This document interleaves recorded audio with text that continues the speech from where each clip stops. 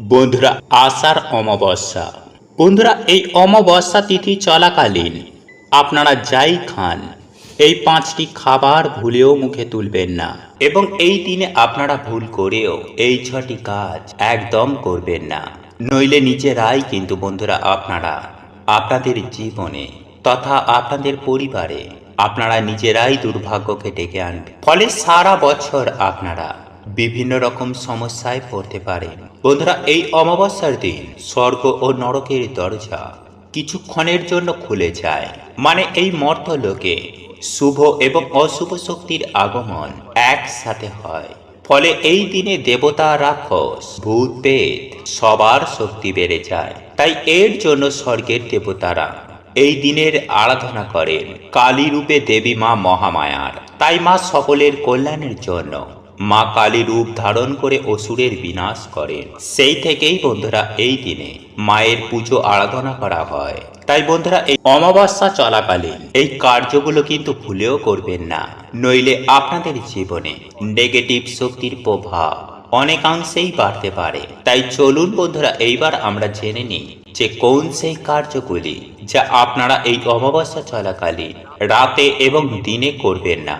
বন্ধুরা, আমাদের ভারতীয় সংস্কৃতিতে এই অমাবস্যাকে নিয়ে অনেক রকম নিয়ম রয়েছে, যার মধ্যে কিছু নিয়ম আমাদের অন্তত অবশ্যই মানা উচিত। যেমন গরুর পুরাণ অনুসারে এই দিনে কিছু কাজ আমাদের একদমই করতে নেই।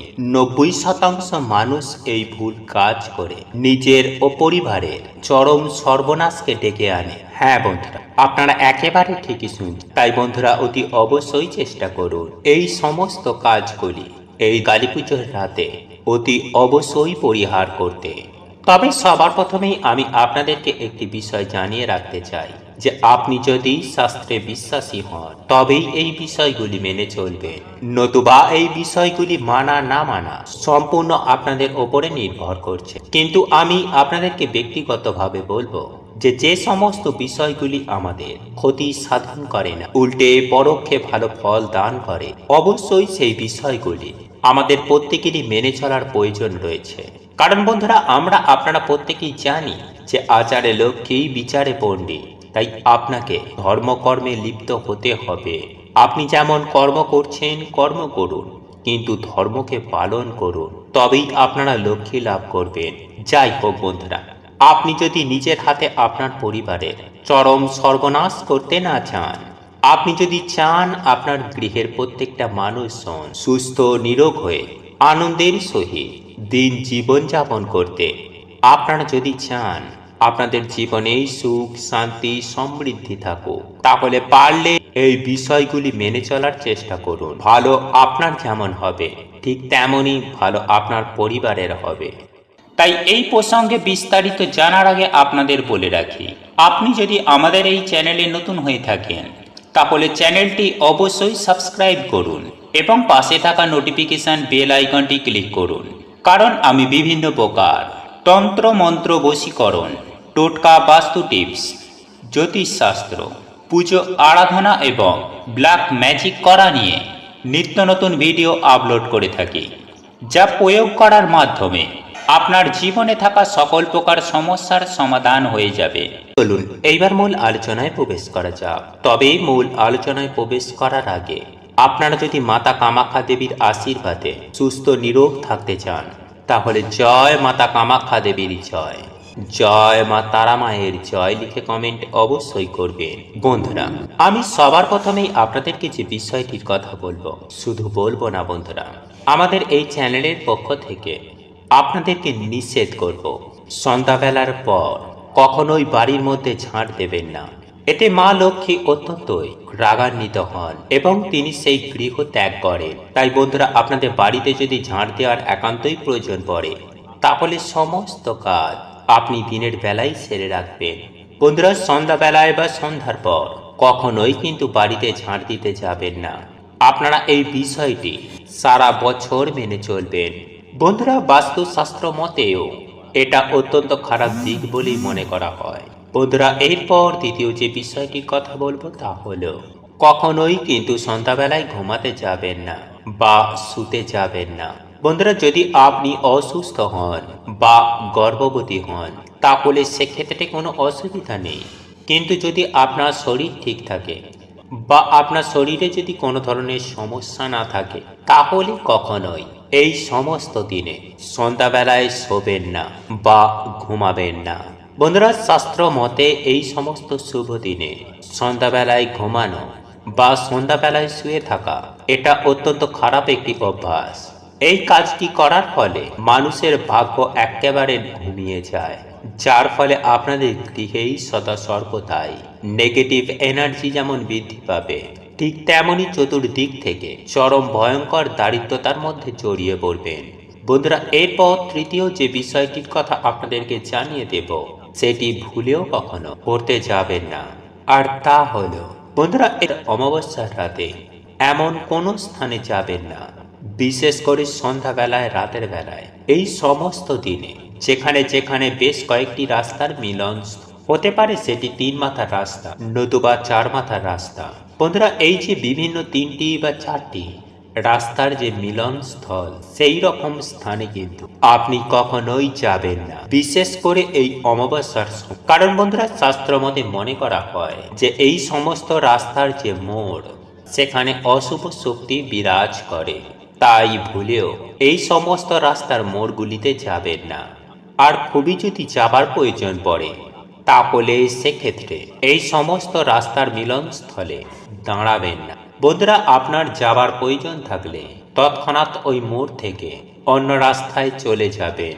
বন্ধুরা, রাস্তার সংযোগস্থলের মোড়ে কখনোই দাঁড়ানোর চেষ্টা করবেন না। বন্ধুরা, এরপর পঞ্চম যে বিষয়টির কথা বলবো, তা হলো সন্ধ্যার পর থেকে আপনি কখনোই কোনো শ্মশান বা কোনো কব্রস্থান কিংবা নোংরা অপরিষ্কার পরিচ্ছন্ন স্থানে কিংবা নির্জন কোনো ফাঁকা স্থানে কখনোই একা একা যাবেন না। কারণ বন্ধুরা, এই সমস্ত জায়গায় এই সময়ে যাওয়া শাস্ত্র মতে অত্যন্ত খারাপ বলেই বিবেচিত করা হয়।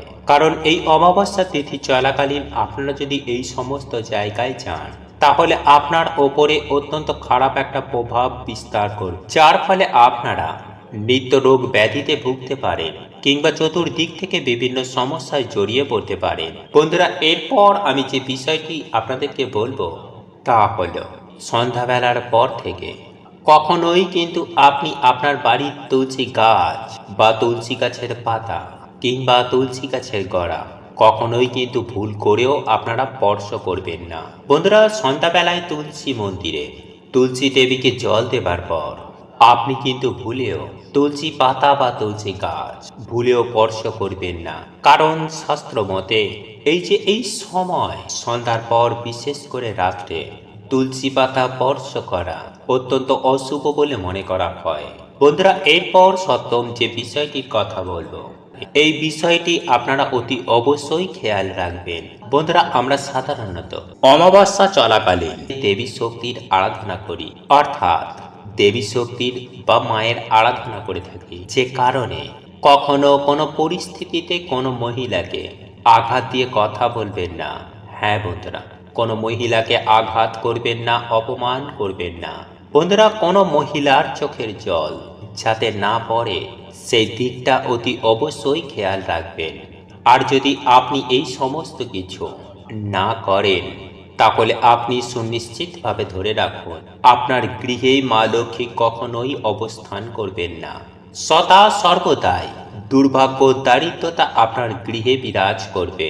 তাই বন্ধুরা, অবশ্যই চেষ্টা করুন এই সব দিনে কখনো নিজের গৃহে বা কোনো পরিবারের কোনো সদস্যর সঙ্গে ঝগড়া, বিবাদ, কলহ, এই ধরনের কর্মকাণ্ড ভুলেও আপনারা কখনো করবেন না।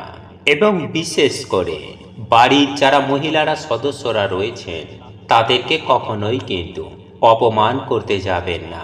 বন্ধুরা, অষ্টম যে বিষয়টি আপনাদেরকে বলবো, তা হলো সেটি বাড়ির মা, বোন ও দিদিদের উদ্দেশ্যে। আর তা হলো বাড়ির যারা মা, বোন, দিদিরা রয়েছে, তারা ঘুমাতে যাবার আগে ভুল করেও কিন্তু খোলা চুল রেখে ঘুমাতে যাবেন। বন্ধুরা, চুল খোলা রেখে ঘুমালে বাড়িতে অত্যন্ত অমঙ্গল হতে পারে।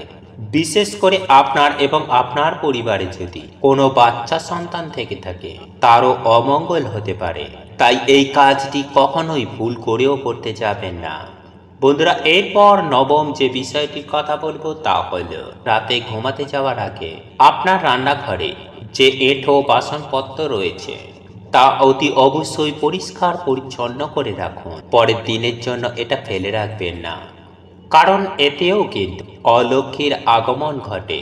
তাই এই কয়েকটি দিন অন্ততপক্ষে চেষ্টা করুন রান্নাঘরের এঁঠো বাসনপত্র পরিষ্কার পরিচ্ছন্ন করে রাখার। এবং বন্ধুরা দশম যে বিষয়টি আপনাদেরকে জানিয়ে দেব সেটি হলো ঘুমাতে যাবার আগে কখনোই কিন্তু পারফিউম বা সেন্ট জাতীয় কোনো দ্রব্য গায়ে মেখে ঘুমাতে যাবেন না। হ্যাঁ বন্ধুরা, আপনারা একেবারে ঠিকই শুনছেন। রাতে ঘুমাতে যাবার আগে আপনারা যদি পারফিউম বা সেন্ট জাতীয় দ্রব্য গায়ে মাখেন তাহলে সেটি অত্যন্ত খারাপ বলেই শাস্ত্রে মনে করা হয়, কারণ ওই গন্ধ অশুভ শক্তিকে আকৃষ্ট করে। তাই ঘুমাতে যাবার আগে জল দিয়ে মুখ হাত পা ধুয়ে নিন, দরকার পড়লে আপনি স্নান করে নিন, কিন্তু কখনোই সেন্ট বা পারফিউম জাতীয় কোনো দ্রব্য ব্যবহার করতে যাবেন না। এবং বন্ধুরা সর্বশেষ আমি আপনাদেরকে যে বিষয়টির কথা যে এই কয়েকটা দিন সন্ধ্যা বেলায় এবং রাতের বেলায় আপনার নখ চুল কখনোই কিন্তু কাটবেন না। এমনিও বন্ধুরা আমাদের শাস্ত্র বলে যে কখনো সন্ধ্যা বেলায় নখ চুল কাটতে নেই, বিশেষ করে অমাবস্যা তিথিতে তো কখনোই কাটবেন না। চলুন এইবার আমরা জেনে নিই এই দিনে আপনারা কি কি খাবার খাবেন না। তাই বন্ধুরা এই অমাবস্যা চলাকালীন আপনারা বিশেষ করে রাতে কোনো রকমের মাছ, মাংস, ডিম, নেশা ভাং, পেঁয়াজ, রসুন এবং কোনো ধরনের পোড়া খাবার বা দই খাবেন না। এছাড়াও বন্ধুরা এই রাতে আপনারা বাইরে থেকে খাবার কিনে এনে বাড়িতে না খাওয়াই ভালো, বিশেষ করে দুধ, মিষ্টি বা কোনো আমিষ খাবার, কারণ এই দিনে বন্ধুরা নেগেটিভ এনার্জির পরিমাণ বৃদ্ধি পায়। তাই এই সব খাবার এই দিনে না খাওয়াই ভালো। এছাড়াও বন্ধুরা প্রত্যেক অমাবস্যা, পূর্ণিমা বা গ্রহণের দিনে বন্ধুরা আমাদের শরীরে বিভিন্ন রকমের পরিবর্তন আসে, কারণ আমাদের শরীরে বন্ধুরা চন্দ্র সূর্যের প্রভাব সবার আগে আসে। তাই এই রাতে বন্ধুরা আপনারা ভাত, দই, বিউলির ডাল, কচু, কোনো রকমের নেশা ভাং বা আমিষ খাবার কিন্তু আপনারা যতটা পারবেন কম খাবেন। এতে বন্ধুরা বিজ্ঞান অনুসার এবং আমাদের শাস্ত্র অনুসার সারা বছর আপনারা ভালো থাকবেন, সুস্থ থাকবেন। হরে কৃষ্ণা, ওম নমঃ শিবায়।